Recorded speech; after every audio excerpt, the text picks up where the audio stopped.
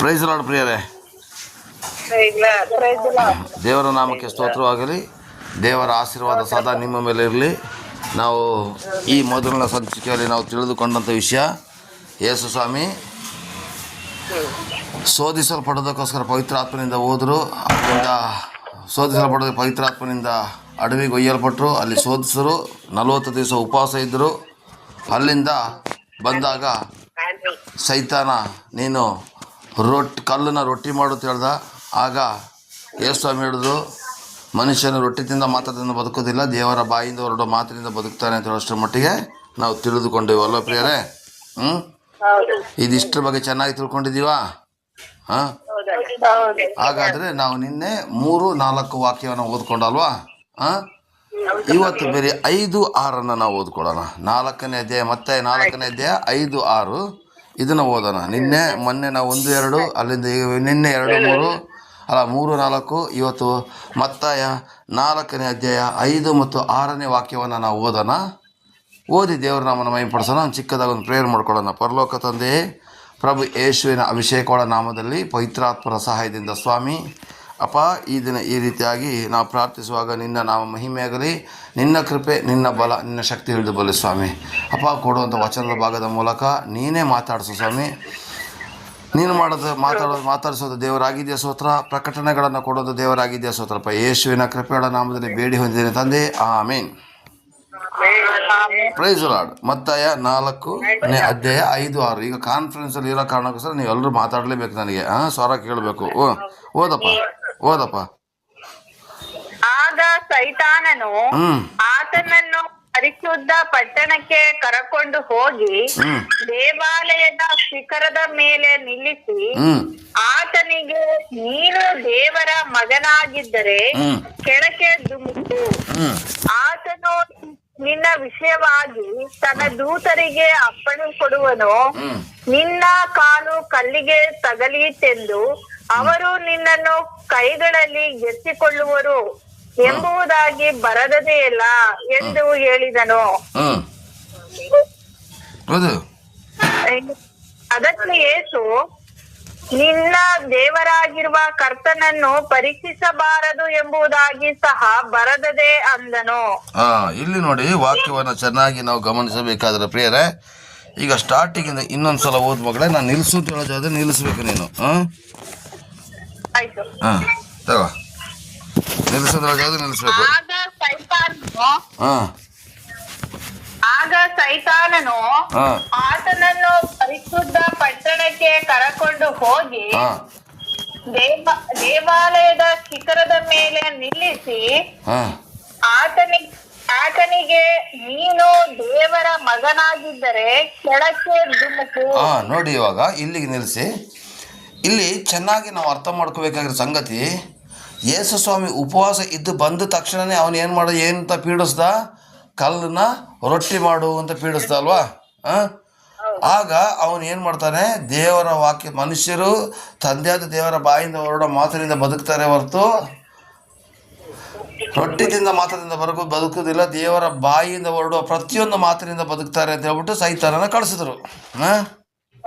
ಸೈತಾನನ ಕಳಿಸಿದ್ರು ಕೂಡ ಸೈತಾನ ಬಿಡ್ಲಿಲ್ಲ ಪ್ರಿಯರೇ, ಪುನಃ ಬಂದ.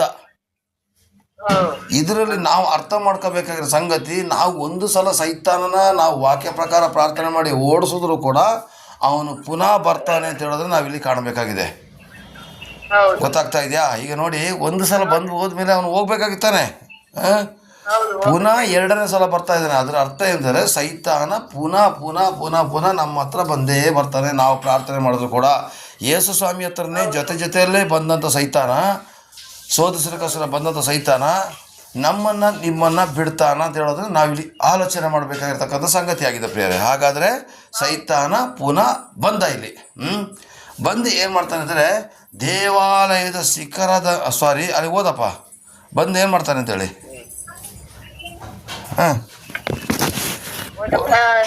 ಸ್ಟಾರ್ಟಿಂಗಿಂದ ಆಗ ಸೈತಾನನು ಆತನನ್ನು ಪರಿಶುದ್ಧ ಪಟ್ಟಣ ಕರಕೊಂಡು ಹೋಗಿ ದೇವಾಲಯದ ಶಿಖರದ ಮೇಲೆ ನಿಲ್ಲಿಸಿ ಆತನಿಗೆ, ನೀನು ದೇವರ ಮಗನಾಗಿದ್ದರೆ ಕೆಳಕ್ಕೆ ದುಂಕು. ಹಾಂ, ಇಲ್ಲಿ ನೋಡಿ, ಇಲ್ಲಿ ನಾವು ಗಮನಿಸಬೇಕು. ಸಾಕು ಸಾಕು ಸಾಕು. ಇಲ್ಲಿ ನೋಡಿ, ಈ ಒಂದು ವಾಕ್ಯದಲ್ಲಿ ನಾವು 3 ವಿಷಯಗಳನ್ನು ಗಮನಿಸ್ಬೋದು. ಒಂದನೇದಾಗಿ ಯೇಸು ಸ್ವಾಮಿಗೆ ಸಂಶಯ ಬರಂಗೆ ಮಾಡ್ತಾನೆ ಅವನು. ಒಂದನೇದಾಗಿ ಯೇಸು ಸ್ವಾಮಿ ಪ್ರಾರ್ಥನೆ ಮಾಡಿ ಅವನ್ನ ವಾಕ್ಯ ಕೊಟ್ಟು ಕಳಿಸಿದ್ರು ಕೂಡ ಪುನಃ ಅವನು 2ನೇ ಸಲ ಬಂದ. ಇದು ಒಂದು. 2ನೇದಾಗಿ ಇವನು ಸಂಶಯ ಬರೆಸ್ತಾ ಇದ್ದಾನೆ ಯೇಸು ಸ್ವಾಮಿಗೆ. ಯಾಕೆಂದರೆ ಅವನು ತಿಳ್ಕೊಳ್ತಾ ಇದ್ದ ಏನು ಅಂತಂದರೆ, ಯೇಸು ಸ್ವಾಮಿ ಮನುಷ್ಯನಾಗಿ ಬಂದ ಮೇಲೆ ಅವನು ಎಲ್ಲ ದೈವತ್ವನೇ ಬಿಟ್ಬಿಟ್ಟ ಅಂತ ತಿಳ್ಕೊಬಿಟ್ಟಿದ್ದಾರೆ. ದಡ್ಡ ಅವನು, ಯಾರು? ಸೈತಾನ. ದೇವರ ಅಲ್ಲಿ 3ನೇದಾಗಿ ನೀನು ದೇವರ ಮಗನಾಗಿದ್ದರೆ ಅಂತ ಚಾಲೆಂಜ್ ಕೊಡ್ತಾನೆ. ಇವತ್ತು ನಮ್ಮ ಜೀವಿತದಲ್ಲೂ ನಿಮ್ಮ ಜೀವಿತದಲ್ಲೂ ಕೂಡ ಸೈತಾನ ಕೊಡೋಂಥ ಚಾಲೆಂಜ್, ನೀನು ದೇವರ ಮಗನಾಗಿದ್ದರೆ ಮಗಳಾಗಿದ್ದರೆ ಹಿಂಗೆ ಮಾಡೋದ್ರೆ ಹೇಳಿದವನು. ನಿಮ್ಮನ್ನು ಚಾಲೆಂಜ್ ಹೇಳ್ತಾ ಸೋದರಿ ಮೇಲೆ ನಡೆಸ್ತಾ ಇರ್ತಾನೆ. ಇವತ್ತು ಕ್ರೈಸ್ತರ ಜೀವಿತವೇ ಚಾಲೆಂಜ್ ಜೀವಿತ, ಗೊತ್ತಾ ನಿಮಗೆ? ಹಲ್ಲೆಲೂಯಾ. ಹಾಗಾದರೆ ಪ್ರಿಯರೇ, ಇಲ್ಲಿ ನಾವು ಗಮನಿಸಬೇಕಾಗಿರ್ತಕ್ಕಂಥ ಅಂಶ ಎಂದರೆ ನಾವು 4-5 ವಿಷಯಗಳನ್ನು ಅನುಭವಿಸ್ಬೋದು. ಒಂದು, ಸೈತಾನ ಪ್ರಾರ್ಥನೆ ಮಾಡಿದ್ರು ತಿರುಗಿ ಬರ್ತಾನೆ. ಪ್ರಾರ್ಥನೆ ಅಭಿಷೇಕ ಯಾವಾಗ ಕಡಿಮೆ ಆಯಿತೋ ಆವಾಗ ತಿರುಗಿ ಬರ್ತಾನೆ. ಅದಕ್ಕೇನೆ ಯೇಸು ಸ್ವಾಮಿ ಹೇಳಿರೋದು 1 ಥೆಸಲೋನಿಕ 5:16 ನೀವು ಎಡೆ ಬೀಳದೆ ಪ್ರಾರ್ಥನೆ ಮಾಡಿ ಅಂತ ಹೇಳಿದೆ. ಅದಕ್ಕೇನೆ ಪ್ರಾರ್ಥನೆ ಮಾಡ್ತಾನೇ ಇರಬೇಕು. ನಮಗೆ ನೆನಪು ಬಂದಾಗ ಏಸಪ್ಪ ಸ್ತೋತ್ರ ಅಂತಂದರೆ ಸೈತಾನ ಬರೋದಿಲ್ಲ ಅಂತೇಳಿ, ಆಯಿತಾ? 2ನೇದಾಗಿ ಅಲ್ಲಿ ಅಂತಾರೆ ಸಂಶಯ ಬರೆಸ್ತಾನೆ. ಆದರೆ ಸಂಶಯ ಬರ್ಸೋಕೆ ಆಗೋದಿಲ್ಲ. ಯಾಕೆಂದರೆ ಅವ್ರು ದೇವರ ಮಗನೂ ಹೌದು ಹಾಗೂ ಮನುಷ್ಯ ಕುಮಾರನೂ ಹೌದು, ಗೊತ್ತಾಯ್ತಾ? ಹಾಗೆಯೇ 3ನೇದಾಗಿ ಅವನೇನು ಮಾಡ್ತಾನೆ, ಚಾಲೆಂಜ್ ಆಗ್ತಾನೆ. ನೀನು ದೇವರ ಮಗನಾಗಿದ್ದರೆ ಅಂತೇಳಿ ಚಾಲೆಂಜ್ ಆಗ್ತಾನೆ. ಆದಿಕಾಂಡ 3ನೇ ಅಧ್ಯಾಯದಲ್ಲೂ ಕೂಡ ದೇವರು ನಿಮಗೆ ಈ ಹಣ್ಣನ್ನು ತಿನ್ನಬಾರ್ದು ಅಂತ ಹೇಳಿದನಾ ಅಂತ ಕೇಳ್ತಾನಲ್ವಾ? ನಿಮಗೆ ಕಣ್ಣು ಬರ್ತದೆ ಚೆನ್ನಾಗಿ ಗೊತ್ತುಂಟು ಅಂತ ಹೇಳ್ತಾನಲ್ವಾ? ಹಾಗೆ ಅವರಿಗೆ ಸಂಶಯ ಮೂಡಿಸ್ಬಿಡ್ತಾನೆ. ಹಾಗೆ ಇವತ್ತು ನಮಗೂ ಕೂಡ ದೇವರ ಮೇಲೆ ಭಯಭಕ್ತಿಯ ಮೇಲೆ ಸಂಶಯ ಮೂಡಿಸ್ಬಿಡ್ತಾನೆ ಪ್ರಿಯರೇ. ಹಲ್ಲೆಲೂಯಾ. ಅಲ್ಲಿ ನೆಕ್ಸ್ಟ್ ಏನು ಮಾಡ್ತಾನೆ ಗೊತ್ತಾ, ನೀನು ಕೆಳಗಡೆ ಧುಮುಕು ಅಂತ ಹೇಳ್ತಾನೆ. ಇಲ್ಲಿ ಪರಿಶುದ್ಧ ಪಟ್ಟಣಕ್ಕೆ ಕರೆದುಕೊಂಡು ಹೋಗಿ ಅಂತ ಬರ್ತಿದೆಯಲ್ವ, ಈ ಪರಿಶುದ್ಧ ಪಟ್ಟಣ ಬೇರೆ ಯಾವುದೂ ಅಲ್ಲ ಪ್ರಿಯರೇ. ಇಲ್ಲಿ ನೋಡಿ ಎಷ್ಟು ಚೆನ್ನಾಗಿ ಬರೆದಿದ್ದಾರೆ. ಸೈತಾನನು ಆತನನ್ನು ಪರಿಶುದ್ಧ ಪಟ್ಟಣಕ್ಕೆ ಕರೆದುಕೊಂಡು ಹೋಗಿ ದೇವಾಲಯದ ಶಿಖರದ ಮೇಲೆ. ಹಾಗಾದರೆ ಪರಿಶುದ್ಧ ಪಟ್ಟಣ ಯಾವುದು ಗೊತ್ತಾ? ಯೆರೂಸಲೇಮ್. ಆಯಿತಾ? ಇಸ್ರೇಲ್ನ ಒಂದು ರಾಜಧಾನಿ ಯೆರೂಸಲೇಮ್ ಪಟ್ಟಣಕ್ಕೆ ಪರಿಶುದ್ಧ ಪಟ್ಟಣ ಹೇಳ್ತಾರೆ. ಇವತ್ತು ಕೂಡ ಯೆರೂಸಲೇಮ್ ಪಟ್ಟಣಕ್ಕೋಸ್ಕರ ನಾವು ಪ್ರಾರ್ಥಿಸ್ತಾ ಇದ್ದೀವಿ, ಅದರ ಶುಭಕ್ಕೋಸ್ಕರ. ಆಯಿತಾ? ಅಲ್ಲಿ ಆ ಒಂದು ದೇವರ ಆ ತಂದೆಯಾದ ದೇವರ ಆಲಯದ ಶಿಖರದ ಮೇಲೆ ನಿಲ್ಲಿಸ್ಬಿಟ್ಟು ಹೇಳ್ತಾನೆ, ನೀ ಕೆಳಗಡೆ ಧುಮುಕು ದೇವರ ಮಗ ಆಗಿದ್ರೆ. ಹಾಗೆ ಏನು ಮಾಡ್ತಾನೆ ಇವನು? ಧುಮುಕೋದಿಲ್ಲ. ಯಾರು? ಏಸಪ್ಪ ಧುಮುಕೋದಿಲ್ಲ. ಧುಮುಕದೆ ಇದ್ದಾಗ ಏನು ಮಾಡ್ತಾ ಇದ್ದಾರೆ, ವಾಕ್ಯ ಕೊಟ್ಟು ಹೇಳ್ತಾನೆ ನೀ ಧುಮುಕು ಅಂತೇಳಿ. ಯಾವ ಥರ? 1ನೇದಾಗಿ ನೀ ಧುಮುಕು ಹೇಳ್ತಾನೆ. 2ನೇದಾಗಿ ಅವ್ರು ಧುಮುಕೋದಿಲ್ಲ ಅಂತ ಗೊತ್ತಾಗ ಬೈಬಲಲ್ಲಿ ಬರ್ತಿದ್ದಲ್ಲ, ಬೈಬಲಲ್ಲಿ ಬರೆದ ಮೇಲೆ ನೀನು ಧುಮುಕೋದು ಹೇಳ್ತಾನೆ ಅವನು. ಹೆಂಗೆ ಗೊತ್ತಾ? ಅಲ್ಲಿ ಕೆಳಗಡೆ ವಾಕ್ಯದಲ್ಲಿ ನೋಡಿ, ಆತನು ತನ್ನ ವಿಷಯವಾಗಿ ತನ್ನ ದೂತರಿಗೆ ಅಪ್ಪಣೆ ಕೊಡುವನು, ನಿನ್ನ ಕಾಲು ಕಲ್ಲಿಗೆ ತಗುಲಿತೆಂದು ನಿನ್ನನ್ನು ಕೈಗಳಲ್ಲಿ ಎತ್ತಿಕೊಳ್ಳುವರು ಎಂಬುದಾಗಿ ಬರೆದದೇ ಅಲ್ಲ. ನೋಡಪ್ಪ, ನಿನ್ನ ಕಾಲು ಕಲ್ಲಿಗೆ ತಗಲದ ಹಾಗೆ ಕೈಗಳನ್ನ ಎತ್ಕೊಳ್ತಿದ್ದ ಬರೆದ ಮೇಲೆ ಇನ್ಯಾಕಪ್ಪ ನೀನು ಧುಮುಕಕ್ಕೆ ಯಾಕಪ್ಪ ಹಿಂದೆ ಮುಂದೆ ನೋಡ್ತೀಯ? ನಿಮ್ಮ ಅಪ್ಪ ಬಂದು ಹಿಡಿತಾರಲ್ಲ ಅಂತ ಕಿಂಡಲ್ ಮಾಡ್ತಾ ಇದ್ದಾನೆ. ಯಾರನ್ನ? ಯೇಸು ಸ್ವಾಮಿನ. ಆಗ ಯೇಸು ಸ್ವಾಮಿ ಏನು ಮಾಡ್ತಾರೆ ಅಂದರೆ, ದೇವರ ವಾಕ್ಯನೇ ಹಿಡಿದು ನಿನ್ನ ದೇವರಾದ ಕರ್ತನನ್ನು ಪರೀಕ್ಷಿಸಬಾರದು ಅಂತ ಹೇಳ್ತಾನೆ. ಈಗ ಇದರ ವಿವರಣೆಯನ್ನು ನಾವೀಗ ನೋಡೋಣ ಪ್ರಿಯರೇ. ಇದರ ವಿವರಣೆ ಏನಂತಾರೆ ನೋಡಿ ಪ್ರಿಯರೇ. ಯೇಸು ಸ್ವಾಮಿನ ಪರಿಶುದ್ಧ ಪಟ್ಟಣ ಕರ್ಕೊಂಡೋಗಾದ್ಮೇಲೆ ನೀ ಧುಮುಕು ಅಂತ ಹೇಳಿದ್ರಲ್ಲ, ಹಾಗೇನೆ ಸೈತಾನನ ಕೆಲಸ ಧುಮುಕು ಹಾಗೆ ಮಾಡೋದು. ಫಸ್ಟ್ ಮೇಲೆ ಕೆತ್ಕೊಂಡು ಹೋಗ್ತಾನೆ ಅವನು, ಅಲ್ಲಿಂದ ಒಂದೇ ಸಲ ಕೆಳಗೆ ಧುಮುಕಿ ಬೀಳುವಂತೆ ಮಾಡ್ತಾನೆ. ಇಲ್ಲಿ ನಾವು ತಿಳ್ಕೊಬೇಕಾಗಿರ್ತಕ್ಕಂಥ ಅಂಶ, ಫಸ್ಟ್ ಅವನು ಮೇಲೆ ಕೆತ್ಕೊಂಡು ಹೋಗ್ತಾನೆ ನಮ್ಮನ್ನ. ಯಾವಾಗ ಯೇಸು ಸ್ವಾಮಿನ ಬಿಡ್ತಾರೋ ಅಥವಾ ಯೇಸು ಸ್ವಾಮಿನೇ ಬೇಡ ಅಂತ ಬಿಟ್ಟು ಹೋಗ್ತಾರೋ ಅವರಿಗೆ ಅದ್ಭುತದ ಮೇಲೆ ಅದ್ಭುತ ಆಗ್ತದೆ. ಲೋಕದ ಮಕ್ಕಳು ಅದ್ಭುತದ ಮೇಲೆ ಅದ್ಭುತ ಪಡಿತಾರೆ. ಅವ್ರು ಯೋಚನೆ ಮಾಡ್ತಾರೆ, ನಾನು ಮಾಡಿರೋ ಪುಣ್ಯಕ್ರಿಯೆಯಿಂದ ನನಗೆ ಶ್ರೀಮಂತಿಕೆ ಬಂದಿದೆ, ಹಂಗೆ ಬಂದಿದೆ, ಹಿಂಗೆ ಬಂದಿದೆ ಅಂತೇಳಿ ಅವ್ರು ಯೋಚನೆ ಮಾಡ್ತಾರೆ. ಅವ್ರನ್ನ ಉನ್ನತ ಸ್ಥಾನಕ್ಕೆ ಎತ್ಕೊಂಡು ಹೋಗ್ತಾರೆ. ಅಲ್ಲಿಂದ ಒಂದು ಕಾಯಿಲೆ ಕೊಟ್ಬಿಟ್ಟು, ಇಲ್ಲ ಮಕ್ಕಳು ಸೇರಿಲ್ದೇನೋ, ಇಲ್ಲ ಕುಟುಂಬದ ಪರಿಸ್ಥಿತಿ ಸೇರಿಲ್ದೇನೋ ಅವ್ರು ಫುಲ್ ಡೌನ್ ಮಾಡಿಬಿಡ್ತಾರೆ. ನಿಜ ಅಲ್ವಾ? ನಿಜಾನ ಸುಳ್ಳ? ಇವತ್ತು ನೋಡಿ, ನಿಜ ತಾನೆ, ಸಮೃದ್ಧಿ ಕೊಡ್ತಾನೆ. ಸಮೃದ್ಧಿ ಕೊಟ್ಟಾದ್ಮೇಲೆ ಅವನಿಗೆ ಕುಡ್ಕ ಮಕ್ಳು ಇರ್ತಾರೆ, ಇಲ್ಲ ಅವನೇ ಕುಡ್ಕ ಆಗಿರ್ತಾನೆ, ಇಲ್ಲ ಅವ್ನು ಲಿವರ್ ಫೇಲರ್ ಆಗಿರ್ತಾರೆ, ಕಿಡ್ನಿ ಡ್ಯಾಮೇಜ್ ಆಗಿರ್ತಾರೆ, ಏನೋ ಪ್ರಾಬ್ಲಮ್ ಇರ್ತಾನೆ. ನಿಜ ಅಲ್ವಾ? ನಾವು ಎಲ್ಲೋ ಒಂದು ಕಡೆ ತಿಳ್ಕೊಳ್ತೀವಿ, ಉನ್ನತ ಸ್ಥಾನಕ್ಕೆ ಏರ್ತಾ ಇದ್ದಾಗ ನಾವು ಎಲ್ಲೋ ನಾವು ಅಭಿವೃದ್ಧಿ ಆಗ್ತಾ ಇದ್ದೀವಿ ಅಂತ. ಇಲ್ಲ ಇಲ್ಲ ಪ್ರಿಯರೇ, ಸೈತಾನ ಯಾವತ್ತೂ ಉನ್ನತ ಸ್ಥಾನಕ್ಕೆ ಏರಿಸಿ ಅವನು ಕೆಳಗಡೆ ಇಳಿಸ್ತಾನೆ. ಹಾಗೇನೆ ಯೇಸು ಸ್ವಾಮಿನ ಕೂಡ ಮೇಲಕ್ಕೆ ಕರ್ಕೊಂಡೋದ, ಶಿಖರದ ಮೇಲೆ ಕರ್ಕೊಂಡೋದ, ಅಲ್ಲಿಂದ ಕೆಳಗಡೆ ತೋರಿಸ್ಬಿಟ್ಟ ನೀ ದುಮ್ಕು ಅಂತ ಹೇಳಿ. ಆವಾಗ ಯೇಸು ಸ್ವಾಮಿ ದುಮ್ಕಲಿಲ್ಲ ಪ್ರಿಯರೇ. ಹಾಗೇನೆ ನಾವು ಕೂಡ, ನಮಗೆ ಜನ ಏನು ಮಾಡ್ತಾರೆ ಗೊತ್ತಾ, ಸೈತಾನನ ಸ್ವರವನ್ನು ಕೇಳಿ ಜನ ಏನು ಮಾಡ್ತಾರೆ ಗೊತ್ತಾ, ನೋಡಪ್ಪ ನಿನಗೆ ತುಂಬ ಶಕ್ತಿ ಇದೆ, ನಿಮ್ಮ ಪಾಸ್ಟ್ರು ಎಂತೆಂಥ ದೆವ್ವನ ಬಿಡಿಸ್ತಾರೆ, ಕರ್ಕೊಬನ್ನಿ ನಮ್ಮನೆಗೆ ಪ್ರಾರ್ಥನೆ ಮಾಡಲಿಕ್ಕೆ ಅಂತ ಹೇಳ್ತಾರೆ. ಸಡನ್ನಾಗಿ ಆಲಯಕ್ಕೆ ಬರೋದನ್ನೇ ಯಾರ ಮನೆಗೆ ಹೋಗ್ಬಾರ್ದು ಪ್ರಿಯರೇ, ಅವ್ರನ್ನ ಆಲಯಕ್ಕೆ ಕರ್ಕೊಬನ್ನಿ. ಅವ್ರ ಮನೆಯಲ್ಲಿ ಅಭಿಷೇಕ ಇರೋದಿಲ್ಲ, ಆಲಯದಲ್ಲಿ ಅಭಿಷೇಕ ಇರೋದು. ಆಲಯದಲ್ಲಿ ಬಂದಾಗ ದೆವ್ವಗಳನ್ನ ಬಿಡಿಸೋದು, ರೋಗಿಗಳನ್ನ ಗುಣಪಡಿಸ್ಬೋದು. ನಿಜ ಅಲ್ವಾ? ಇವತ್ತು ಏನು ಮಾಡ್ತಾ, ನೀ ದೇವ್ರ ಮಗ ಅಲ್ವಾ, ನಿನಗೆ ತುಂಬ ಶಕ್ತಿ ಇದೆ, ನೀ ಬಂದು ನಮ್ಮ ಮನೆಗೆ ಬಂದು ದೆವ್ವ ಬಿಡಿಸ್ಬಿಡೋದು ಹೇಳಿದಾಗ ಸಡನ್ನಾಗಿ ಹೋಗಬೇಡಿ. ಅವರಿಗೆ ಯೇಸು ಸ್ವಾಮಿ ಮೇಲೆ ನಂಬಿಕೆನೇ ಇರೋದಿಲ್ಲ. ನಂಬಿಕೆ ಇಲ್ಲದ್ರೆ ಯೇಸು ಸ್ವಾಮಿ ಹೆಂಗಪ್ಪ ಕಾರ್ಯ ಮಾಡ್ತಾರೆ? ನಂಬಿಕೆ ಇದ್ರೆ ಮಾತ್ರ ಕಾರ್ಯ ಮಾಡೋದು, ನಂಬಿಕೆನೇ ಇಲ್ಲದ್ರೆ ಅವ್ರು ಕಾರ್ಯ ಮಾಡ್ಲಿಕ್ಕೆ ಆಗೋದಿಲ್ಲ ಪ್ರಿಯರೇ. ನಿಜ ಅಲ್ವಾ? ಆ ಕಾರಣಕ್ಕೋಸ್ಕರ ನಾನು ಹೇಳ್ತಾ ಇದ್ದೀನಿ, ಯೇಸು ಸ್ವಾಮಿನ ಮೇಲಕ್ಕೆ ಕರ್ಕೊಂಡು ಹೋದಾಗೆ ನಿಮ್ಮನ್ನು ಮೇಲೆ ಕರ್ಕೊಂಡು, ನೀ ದೇವ್ರ ಮಗ ದೇವ್ರ ಮಗಳು ಮೇಲೆ ಕರ್ಕೊಂಡು ಹೋಗ್ತಾರೆ. ಅಲ್ಲಿಂದ ಹೇಳ್ತಾರೆ ಬಂದು ನೀನು ಆ ಥರ ಮಾಡಿದ್ರೆ. ಕೆಲವೊಂದು ಜನ ಹೇಳ್ತಾರೆ, ಅಯ್ಯೋ ನೀ ಯೇಸು ಸ್ವಾಮಿ ಮಗಳಾದ್ಮೇಲೆ ನಿನಗೊಂದು ಮನೆ ಬೇಡವಾ, ಸಾಲ ಮಾಡಿ ಅದ್ರ ಮನೆ ಕಟ್ಟೋ ತಗೊಂಡು ಫುಲ್ ಸಾಲ ಮಾಡಿಸ್ಬಿಟ್ಟು ಸಾಲದ ಗುಂಡಿಯಲ್ಲಿ ಬಿಡಿಸ್ಬಿಡ್ತಾನೆ. ಈ ಥರ ಕೆಲವೊಂದು ಐಡಿಯಾಗಳನ್ನ ಮಾಡಿ ಮಾಡಿ ಮಾಡಿ ಮಾಡಿ ಸೈತಾನ ಏನು ಮಾಡ್ತಾ ಗೊತ್ತಾ, ದೇವರ ಮಕ್ಕಳನ್ನೇ ಮೇಲೆ ಕೆತ್ತಿ ಕೆಳಗಡೆ ಹಾಕ್ಬಿಡ್ತಾರೆ ಪ್ರಿಯರೇ. ಇಲ್ಲಿ ಯೇಸು ಸ್ವಾಮಿನೂ ಕೂಡ ಶಿಖರದ ಮೇಲೆ ಕರ್ಕೊಂಡೋಗ್ಬಿಟ್ಟು ಕೆಳಗಡೆ ದುಮ್ಕೋತ ಹೇಳ್ತಾನೆ. ಬಟ್ ಯೇಸು ಸ್ವಾಮಿ ದುಮ್ಕೋದಿಲ್ಲ. ಯಾಕೆಂದರೆ ಸೈತಾನನ ಸ್ವರ ಕೇಳುವಂಥ ಅವಶ್ಯಕತೆ ಅವ್ರಿಗೆ ಇರಲಿಲ್ಲ. ಎರಡನೇದಾಗಿ ಅಲ್ಲಿ ಏನು ಬರೆದಿರ್ತಾರೆ ಕೀರ್ತನೆ, ಈಗ ನೋಡಿ, ನಿನ್ನ ಕಾಲು ಕಲ್ಲಿಗೆ ತಗಲಿತೆಂದು, ಅದು ಓದಪ್ಪ, ಅದಷ್ಟನ್ನ ಓದಪ್ಪ, ಅದಷ್ಟ ಮಾತ್ರ ಓದು. ಮತ್ತೆ ಇದರಲ್ಲಿ ನಿನ್ನ ಕಾಲು ಕಲ್ಲಿಗೆ ತಗಲಿತೆಂದು ಅವರು ನನ್ನ ಕೈಗಳಲ್ಲಿ ಎತ್ತಿಕೊಳ್ಳುವರು ಎಂಬುದಾಗಿ ಬರದದೇ ಅಲ್ಲ. ಹಾಗಾದ್ರೆ ಬರ್ತಿರೋದಲ್ಲಿ ಹಳೆ ಒಡಂಬಡಿಕೆ ಪುಸ್ತಕದಲ್ಲಿ ಪ್ರಿಯರೇ. ನೋಡಿ, ಅದು ಕೀರ್ತನೆ 91:11 ಬರೆದಿದೆ ನೋಡಿ, ಹಳೆ ಒಡಂಬಡಿಕೆ ಪುಸ್ತಕದಲ್ಲಿ ಬರೆದಿದೆ ಅಂತೇಳಿ. ಯೇಸು ಸ್ವಾಮಿ ಮಾತಾಡೋಂಥ ಪ್ರತಿಯೊಂದು ಮಾತುಗಳು ಕೂಡ ಹಳೆ ಒಡಂಬಡಿಕೆಯ ಪುಸ್ತಕದ ಆಧಾರ ಪ್ರಕಾರನೇ ಮಾತಾಡೋದು ಪ್ರಿಯರವರು. ಅರ್ಥ ಮಾಡ್ಕೊಳ್ಳಿ. ಇದೆ ಕೀರ್ತನೆ 91:11 ಓದು. ನಿನ್ನ ಕಾಲು ಕಲ್ಲಿಗೆ ತಗಲದಂತೆ ಅವರು ನಿನ್ನನ್ನು ಕೈಗಳಲ್ಲಿ ಎತ್ತಿಕೊಳ್ಳುವರು. ನಿಮ್ಮ ಸರ್ಪದ ಮೇಲೆ ನಡೆಯುವರು. ಸಾಕು ಸಾಕು ಸಾಕು ಸಾಕು ಸಾಕು ಸಾಕು ಸಾಕು ನೋಡಿ, ಅಲ್ಲಿ ಈ ಒಂದು ಕೀರ್ತನೆಲಿರೋ ವಾಕ್ಯನ ಸೈತಾನ ತಗೋಬಿಟ್ಟ. ಏನು ಕೀರ್ತನೆಲಿರೋ ವಾಕ್ಯನ ತಗೊಂಡು ಯೇಸು ಸ್ವಾಮಿಗೆ ಹೇಳ್ತಾರೆ. ಯೇಸು ಸ್ವಾಮಿ ಬರೋದಕ್ಕಿಂತ ಮೊದಲೇನೆ ಈ ಕೀರ್ತನೆಗಳೆಲ್ಲ ಬರೆದಿತ್ತು. ಅರ್ಥ ಮಾಡ್ಕೊಳ್ಳಿ. ಈ ವಾಕ್ಯನ ಹಿಡ್ಕೊಂಡು ಹೇಳ್ತಾರೆ, ಕೀರ್ತನೆ ಪುಸ್ತಕದಲ್ಲಿ ಬರ್ದಿದೆಯಲ್ಲಪ್ಪ, ನಿಮ್ಮ ಅಪ್ಪನೇ ಕೊಟ್ಟಿರೋ ವಾಕ್ಯ ಅಲ್ಲಪ್ಪ ಇದು. ಕಾಲು ಕಲ್ಲಿಗೆ ತಗಲಿತೆ ಅಂತ ಕರಗಳಲ್ಲಿ ಎತ್ತಿಕೊಳ್ಳೋರು ಅಂತ ಹೇಳಿದಾರಲ್ಲಪ್ಪ. ಆಗಿದ್ರೆ ನೀನು ದುಮ್ಕು, ನಿಮ್ಮ ಅಪ್ಪ ಬಂದು ಹಿಡ್ಕೊಳ್ತಾನ ನೋಡೋಣ ಅಂತ ಹೇಳ್ಕೊಂಡು ಚಾಲೆಂಜ್ ಆಗ್ತಾನೆ ಪುನಃ. ಅರ್ಥ ಆಗ್ತಾ ಇದೆಯಾ? ನಿನ್ನ ಕಾಲು ಕಲ್ಲಿಗೆ ತಗೊಳ್ಳ ಕರದಲ್ಲಿ ಎತ್ತಿಕೊಳ್ತಾರೆ ಅಂತ ಹೇಳಿ ನಾನು ಹೇಳ ಪ್ರಿಯರೇ, ದೇವರಿದ್ದಾನೆ ತಗೊಂಡು ರೈಲ್ವೆ ಟ್ರ್ಯಾಕ್ ಮಧ್ಯದಲ್ಲಿ ನಿಂತ್ಕೊಂಡ್ರೆ ಆಗುತ್ತಾ? ದೇವರಿದ್ದಾನೆ, ದೇವ್ರು ತಡಿತಂದ್ರೆ ಬಸ್ ಬರೋಕೆ ಹೋಗಿ ಅಡ್ಡ ಹೋಗಿ ಮಲ್ಕೊಬಿಟ್ರೆ ಆಗುತ್ತಾ? ದೇವರಿದ್ದಾನೆ ಅಂತ ದುಮ್ಕಿದ್ರೆ ಆಗುತ್ತಾ? ದೇವ್ರು ಜ್ಞಾನ ಕೊಟ್ಟಿದ್ದಾರೆ. ಸುಮ್ಮನೆ ಸೈತಾನ ಹೇಳ್ತಾರೆ, ನಾವ್ಯಾಕೆ ಮಾಡಕ್ ಹೋಗ್ಬೇಕು? ನಮಗೆ ದೇವ್ರು ಹೇಳಿದಾರ? ಸುಮ್ಮನೆ ದುಮ್ಕಿದ್ರೆ ಕೈ ಕಾಲ ಮುಡ್ಕೊಳ್ತೀವಿ ದೇವರಿದ್ದಾನೆ ಅಂತೇಳಿ. ಉಚ್ಚಾಟ ಆಡ್ಕೊಂಡು ದುಮುಕಿ ಮಾಡಿ ದೇವರಿದ್ದಾನೆ ಅಂತ ದುಮ್ಕೋದ್ರೆ ಅದಕ್ಕೆ ದೇವ್ರ ಜವಾಬ್ದಾರಲ್ಲ.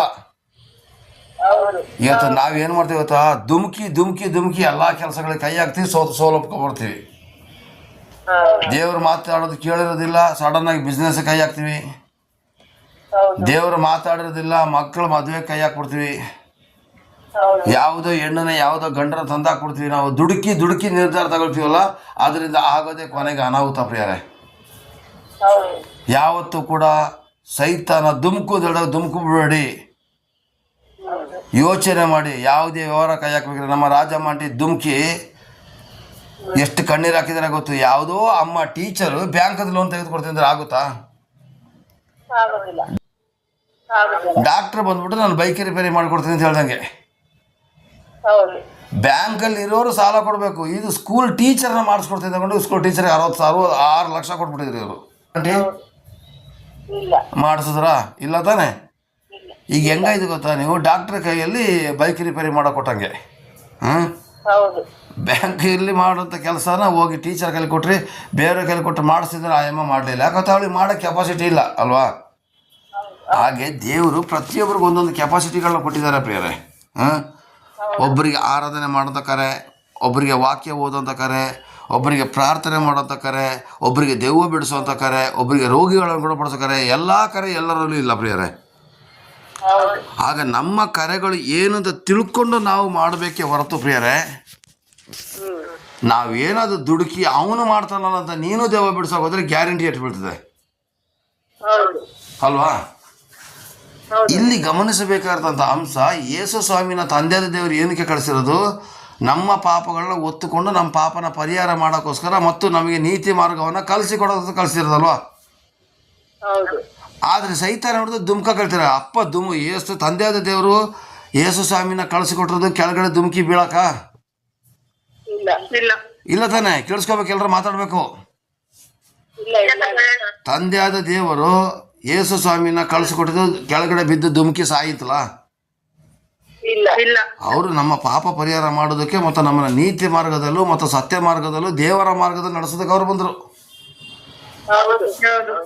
ಅವರು ಡ್ಯೂಟಿನ ಬಿಟ್ಬಿಟ್ಟು ಸೈತಾನ ಬಿಡೋದು ತುಂಬಿಕೊಡ್ತಾರ? ಹಂಗೆ ದೇವರು ನಿಮಗೆ ಏನು ಕರೆ ಕೊಟ್ಟಿದ್ರು ಅದನ್ನ ನೆನೆಸ್ಕೊಂಡು ಮಾಡಿ ಪ್ರಿಯರೇ. ಹಾಗಾದ್ರೆ ಅವನು ವಾಕ್ಯ ಕೊಟ್ಟು ಸೈತಾನ ಸೋಲಿಸ್ತಾನೆ. ನೀ ದೇವ್ರ ಮಗಳೇ ಆಗಿದ್ರೆ ಬೈಬಲ್ ವಾಕ್ಯದಲ್ಲಿ ಬರೆದಿದೆ, ನಂಬಿದವರು ರೋಗಿಗಳನ್ನು ಗುಣಪಡಿಸುವರು ಅಂತೇಳಿ ಹೋಗಿ ಕೈ ಇಟ್ಟು ಪ್ರಾರ್ಥನೆ ಮಾಡಿ ರೋಗಿ ಗುಣನೇ ಆಗಲಿಲ್ಲ ಅಂತಾರೆ, ನಿನ್ನ ಮರ್ಯಾದೆ ಕಡಿಮೆ ಆಯಿತು. ಮಾರ್ಕ 16:16 ಬರೆದಿದೆ.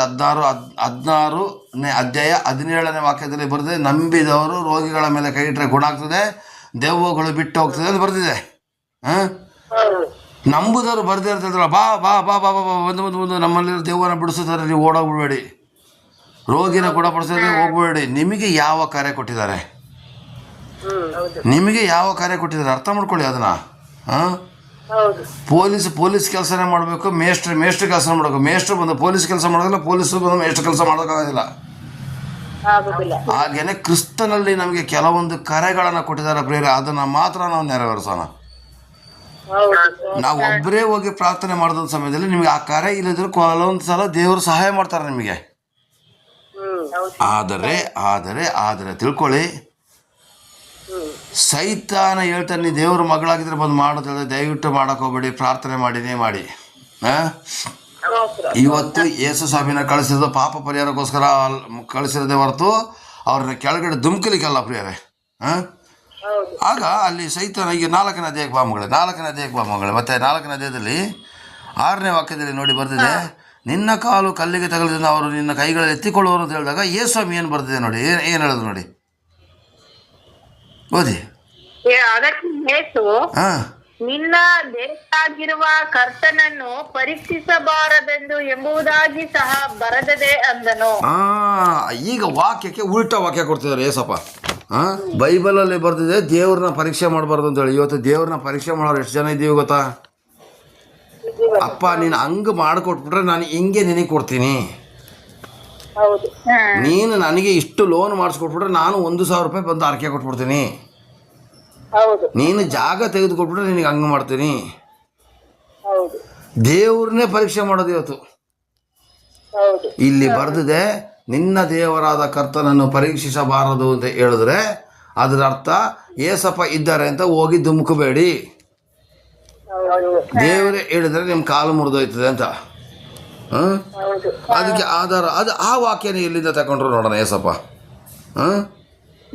ಈಗ ಕಾಲು ಕಲ್ಲಿಗೆ ತಗಲಿದ ಕಾಲದಲ್ಲಿ ಎತ್ತಿಕೊಳ್ಳೋರು ಅಂತ ಹೇಳೋದನ್ನ ಕೀರ್ತನೆ 91:11 ಸೈತಾನ ಎತ್ಕೊಬಂದ. ಯಾಕಂದ್ರೆ ಸೈತಾನಿಗೆ ವಾಕ್ಯ ಎಲ್ಲ ಗೊತ್ತಿದೆ. ಅದಕ್ಕೆ ಮರು ಉತ್ತರವಾಗಿ ಯೇಸು ಸ್ವಾಮಿ ಎಲ್ಲಿಂದ ಕೊಟ್ಟರು ಗೊತ್ತಾ? ನಿನ್ನ ದೇವರದ ಕರ್ತನನ್ನು ಪರೀಕ್ಷಿಸಬಾರ್ದು ಎಲ್ಲಿಂದ ಕೊಟ್ಟರು ಗೊತ್ತಾ? ಧರ್ಮೋಪದೇಶ ಕಂಡ 6:16 ಕೊಟ್ಟರು. ತಗೊಳ್ಳಿ. ಬೇಗ ಬೇಗ. ಧರ್ಮೋಪದೇಶ ಕಾಂಡ 6:16. 16. ಹ್ಞೂ ನೀವು ಮಸದಲ್ಲಿ ಹ್ಞೂ ನಿಮ್ಮ ದೇವರಾದ ಯೆಹೋವನನ್ನು ಪರೀಕ್ಷಿಸಿದಂತೆ ಇನ್ನೂ ಮುಂದೆ ಮಾಡಬೇಡಿರಿ. ಹಾಂ, ಅಲ್ಲಿ ಇಸ್ರೇಲ್ ಜನಗಳು ಏನು ಮಾಡಿದ್ರು ಗೊತ್ತಾ? ದೇವ್ರನ್ನ ಪರೀಕ್ಷೆ ಮಾಡಿದ್ರು. ಅದರಿಂದ ಅವರು ಘೋರ ಶಿಕ್ಷೆನ ಅನುಭವಿಸಿದ್ರು ಪ್ರಿಯರೇ. ಹಾಗೆ ಇಸ್ರೇಲ್ ಮಕ್ಕಳಿಗೆ ಹೇಳ್ತಾರೆ, ನೀ ಇನ್ನು ಮುಂದಕ್ಕೆ ಮಾಡೋಕೆ ಹೋಗಬೇಡಿ ಅಂತೇಳಿ. ಆಗ ಹೊಸ ಒಡಂಬಡಿಕೆಯಲ್ಲಿ ಕೂಡ ಎಚ್ಚರಿಕೆ ಕೊಟ್ಟಿದ್ದಾರೆ. 1 ಕೊರಿಂಥ 10:9 ವಾಕ್ಯ ಓದಿ.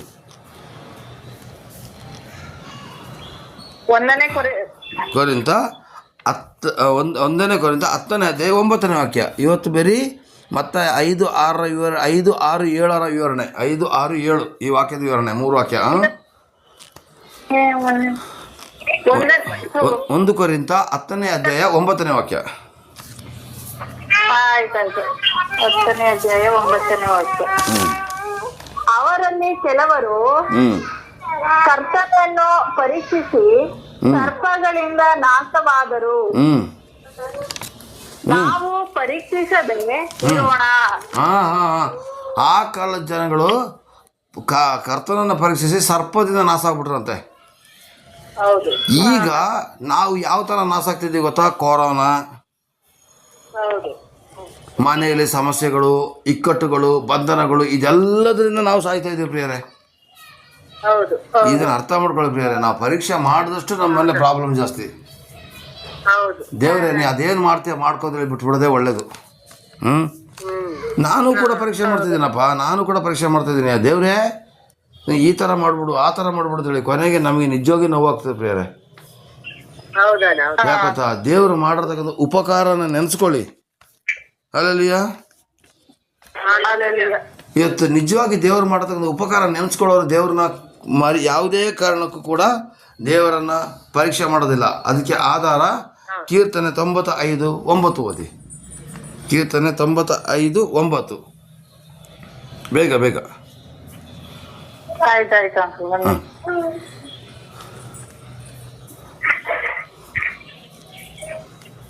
95:5. 9.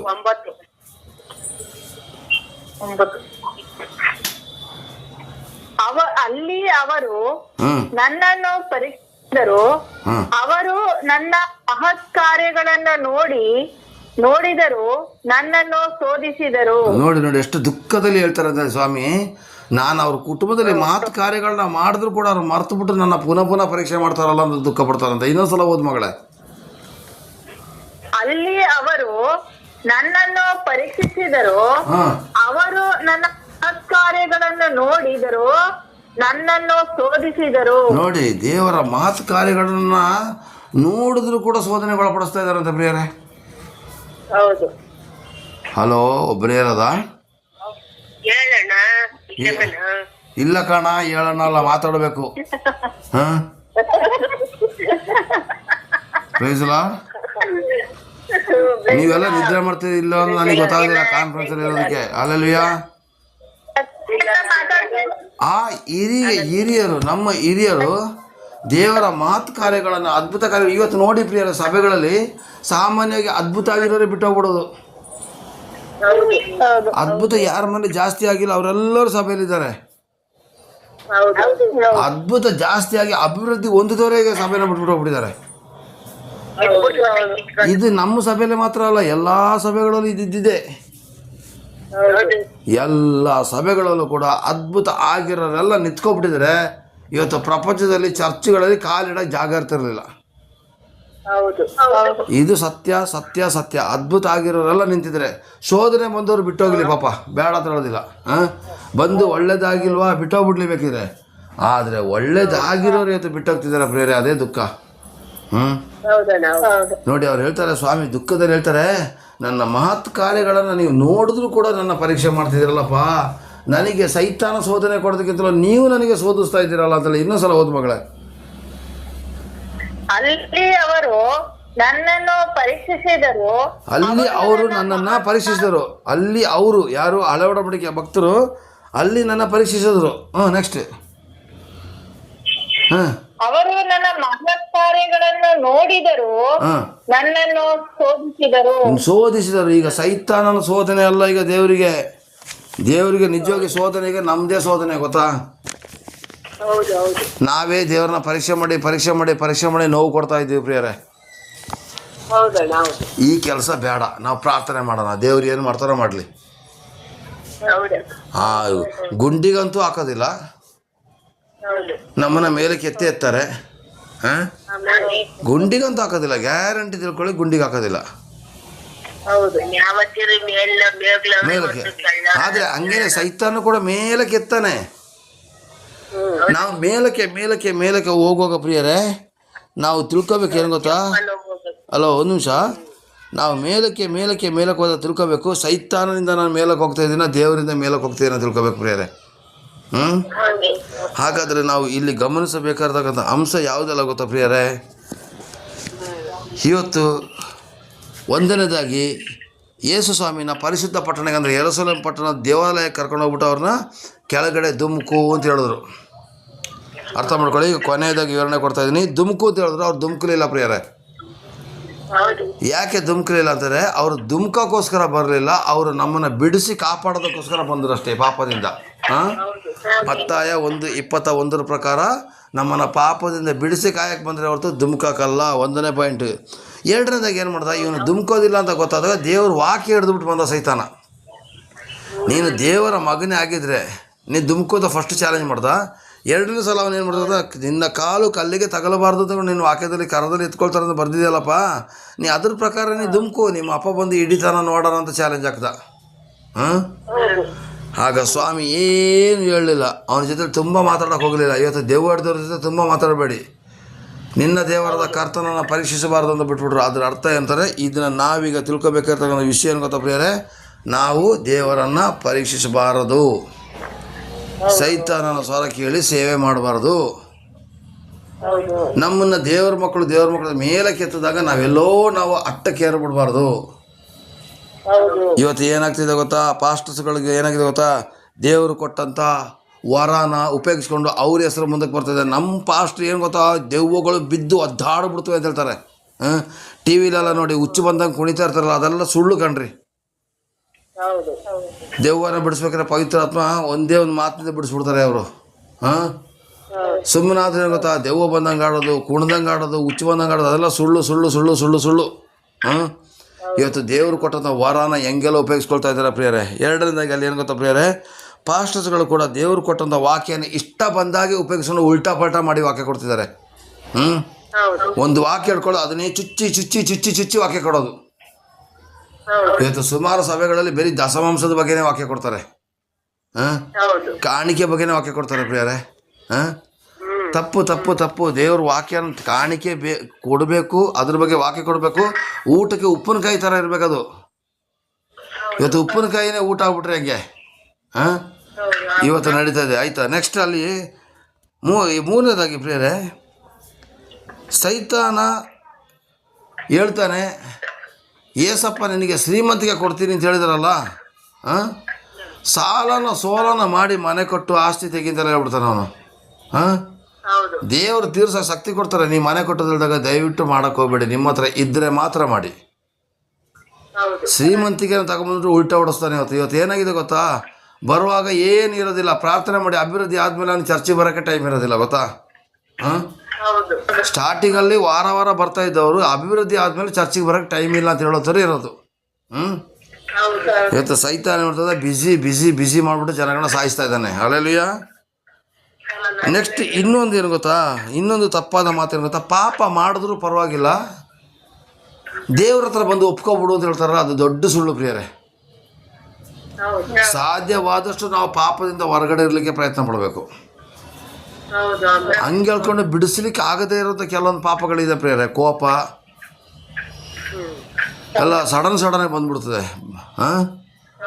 ಅಂಥದ್ದನ್ನು ದೇವ್ರ ಮುಂದೆ ಒಪ್ಸೋಣ. ಸ್ವಾಮಿ, ನನಗೆ ಇಂಥ ಒಂದು ಬಲಹೀನತೆ ಇದೆ ಸ್ವಾಮಿ, ನನ್ನ ಬಲಪಡಿಸು. ಒಂದೊಂದು ಜನಕ್ಕೆ ಒಂದೊಂದು, ಈಗ ಕುಡ್ಕ ಬರ್ತಾನೆ ಸಭೆಗೆ, ಸಡನ್ನಾಗಿ ಕುಡಿಯೋದನ್ನ ಬಿಟ್ಬಿಡೋದ್ರೆ ಸತ್ತೋಗ್ಬಿಡ್ತಾನೆ. ಅವನಿಗೆ ನಿಧಾನಕ್ಕೆ ಬಿಡಲಿಕ್ಕೆ ನಾವು ಪ್ರಾರ್ಥನೆ ಮಾಡಬೇಕು. ದೇವರ ಕೃಪೆ ಬಂದಾಗ ಅವನು ಬಿಟ್ಟೇ ಬಿಡ್ತಾನೆ, ಇಲ್ವಾ? ನಾವು ಪ್ರತಿಯೊಬ್ಬರನ್ನ ಕೂಡ ನಾವು ಕಂಡೆಮ್ ಮಾಡೋಂಗಿಲ್ಲ. ಪ್ರತಿಯೊಬ್ಬರಿಗೂ ಬಲಹೀನತೆ ಇರ್ತದೆ. ಅದೇ ಬಲಹೀನತೆ ಮಾಡಬಾರ್ದು ನಾವು. ಪಾಪ ಮಾಡಿದ್ರೆ ಪರವಾಗಿಲ್ಲ, ದೇವ್ರ ಹತ್ರ ಬಂದು ಒಪ್ಕೊಬಿಡು. ಭಾನುವಾರ ಮಾತ್ರ ಚರ್ಚಿಗೆ ಬಂದುಬಿಡ್ತಾರೆ, ಅದು ಸುಳ್ಳು. ನಾವು ಸಾಧ್ಯವಾದಷ್ಟು ದಿನಕ್ಕೆ ಬದಲಾಗಲಿಕ್ಕೆ ಪ್ರಯತ್ನ ಪಡಬೇಕು ಪ್ರಿಯರೇ. ಹಾಗೆಯೇ ನಾನು ಒಂದೇ ಮಾತು ಹೇಳ್ತೀನಿ, ಸೈತಾನನಿಗೆ ಯೇಸು ಸ್ವಾಮಿ ಹೇಳ್ದಾಗೆ ದೇವರನ್ನು ನಾವು ಪರೀಕ್ಷೆ ಮಾಡೋದನ್ನೇ ಪ್ರಾರ್ಥನೆ ಮಾಡೋಣ ಪ್ರಿಯರೇ. ಇವತ್ತು ಪರೀಕ್ಷಿಸಬಾರ್ದು ಅಂತ ಬರ್ತೀವಲ್ಲ, ಪ್ರಾರ್ಥನೆ ಮಾಡೋಣ. ಅಪ್ಪ ಕರ್ತನೆ, ನಾನು ನಿನ್ನ ಮಗಳು, ನಿನ್ನ ಮಗ, ನನಗೇನಾದರೂ ಅವಮಾನ ಆದರೆ ಅದು ನಿನಗೆ ನಾಚಿಕೆ ಹೇಳು. ನಿಜ ಅಲ್ವಾ? ನನ್ನ ಕುಟುಂಬನ ಸಾಕ್ಷಿಯಾಗಿ ಇಡಬೇಕು ನೀನು. ನಮಗೆ ಪರಲೋಕ ರಾಜ್ಯ ಕೊಡ್ತೀನಿ ಅಂತ ನೀನು ಹೇಳ್ತಾ ಇದೆಯಾ? ನಿಜ ಹಲೋ? ಈಗ ನಮಗೆ ಪರಲೋಕ ರಾಜ್ಯ ಇದೆ ತಗೊಂಡು ನಾವು ಈ ಲೋಕದಲ್ಲಿ ತೀರ್ಪೆಗಳ ಥರ ಜೀವನ ಮಾಡಬೇಕಾ? ನಮಗೆ ಪರಲೋಕ ರಾಜ್ಯ ಇದೆ ಅಂತಂದರೆ ಪರಲೋಕ ರಾಜ್ಯದ ವೈಭವದ ಪ್ರಕಾರ ನಾವಿಲ್ಲಿ ಜೀವಿಸ್ಬೇಕು. ಇವತ್ತು ಏನಾಗ್ತಿದೆ ಗೊತ್ತಾ? ವಾಕ್ಯನ ಹೆಂಗೆ ಉಲ್ಟಾ ಪಟ್ಟಣ ಮಾತಾಡೋ ಗೊತ್ತಾ? ಸೈತಾನ ಬಿಳಿ ಬಟ್ಟನೆ ಹಾಕೊಂಡು ಬರಬೇಕು, ಕಿವಿದು ವಾಲೆ ಜುಮ್ಕಿ ಎಲ್ಲ ಬಿಚ್ಚಿಬಿಡ್ಬೇಕು, ಆಸ್ತಿ ಮಾಡಿ ಇಟ್ಕೋಬಾರ್ದು, ಬ್ಯಾಂಕ್ ಬ್ಯಾಲೆನ್ಸ್ ಇಟ್ಕೋಬಾರ್ದು. ಹಿಂಗೆಲ್ಲ ಸುಳ್ಳು ಹೇಳಿ ಜನಗಳೆಲ್ಲ ಪಾಪರ್ ಮಾಡ್ತಿದ್ದಾರೆ. ಪಾಸ್ಟರ್ಗಳು ಅವರು ಮಾಡೋ ಪಾಪದಿಂದ, ಪಾಸ್ಟರ್ಗಳು ಮಾಡೋದ ಆ ಕಾರ್ಯದಿಂದ ಬಾಕಿ ಇರೋ ಒಳ್ಳೆ ಪಾಸ್ಟರ್ಗಳಿಗೆ ಕೆಟ್ಟ ಹೆಸರು ಪ್ರಿಯರೇ. ಹಾಗೆ ಹೇಳ್ಕೊಂಡು ನಾವು ಬೇರೆಯವರು ಮಾಡ್ತಾರೆ ಅಂಥೇಳಿ ನಾವು ಮಾಡೋದನ್ನೇ, ನಾವು ದೇವರನ್ನ ಪರೀಕ್ಷೆ ಮಾಡೋದು ಬೇಡ. ನಾವು ಯಾವಾಗ ದೇವರನ್ನ ಪರೀಕ್ಷೆ ಮಾಡ್ತೀವೋ ಅದು ಸೈತಾನ ಕಾರ್ಯ ಪ್ರಿಯರೇ. ಹಾಗಾದರೆ ನಾವು ಈ ಪ್ರಾರ್ಥನೆಯನ್ನು ಮಾಡಿ ನಾವು ಇದನ್ನು ಮುಗಿಸುವ. ದೇವರು ನಿಮ್ಮನ್ನು ಆಶೀರ್ವದಿಸಲಿ, ಕೃಪೆಯನ್ನು ನಡೆಸಲಿ. ವಾಕ್ಯದಲ್ಲಿ ಏನಾದರೂ ಡೌಟ್ ಇದ್ದರೂ ಕೂಡ ನೀವು ಕಮೆಂಟ್ ಬಾಕ್ಸಲ್ಲಿ ಹಾಕ್ಬೋದು, ಅಥವಾ ನನ್ನನ್ನೇ ಫೋನ್ ಮಾಡಿ ಕೇಳ್ಬೋದು ಪ್ರಿಯರೇ. Praise lord.